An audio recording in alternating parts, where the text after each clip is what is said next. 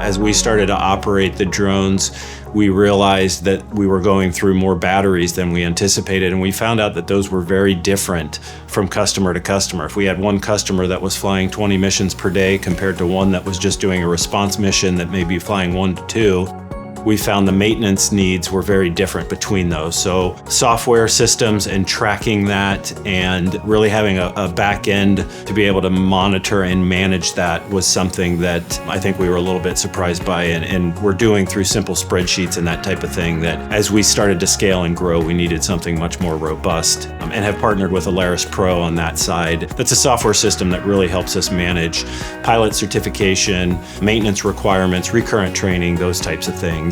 One of the biggest changes that we've had has been our waiver approval for one-to-many. That allows us to have one pilot operating several drones. Prior to that, we had one pilot flying one drone, which from a labor perspective and obviously a business standpoint, if we're able to operate multiple drones, the return on investment is much better there. So we've been watching that for a while. That's another piece of this that really helps us scale this. And we were really excited as we got that one-to-many waiver approval. After we were done high-fiving and celebrating it, Tom, our operations manager, kind of raised his hand and said, okay, now we need to think about how we use AI with this, because now we need the drone, the software telling us there's activity that we need to address, as opposed to that one pilot that was just watching the footage as it was flying.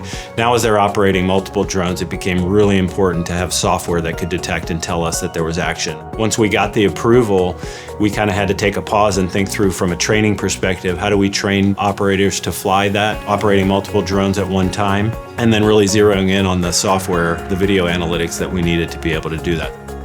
We get a lot of, very similar in the security industry, where we're hearing customers come and say, we have this internal department, but we're just being overwhelmed with turnover and training issues or lawsuits and that type of thing. So we're seeing the drone side kind of really follow that physical security piece, and there being a demand for a third-party provider to operate those. The customers are still able to get the data that they need. They're able to access the drone footage, either past drone flights or real-time drone footage. They're able to access it and get the data they need without the risk, the headaches, the costs, and the liability that goes along with operating their own program. Our service with the drone, ARP, automated response and patrol, and we do that because the drone does two things. It's either patrolling, looking for suspicious activity, or it's responding to a triggering event. And when we started out, we were really looking at different ways we could create a virtual perimeter around a property with technology, so that if a person walked onto that, the drone could be dispatched and then investigate what's going on. Because even if we have a security officer on a site, they're doing a patrol, they could be on one end of the property and not seeing the other side. So being able to have this virtual fence that created a detection zone that we could then investigate was something that we felt very strongly about.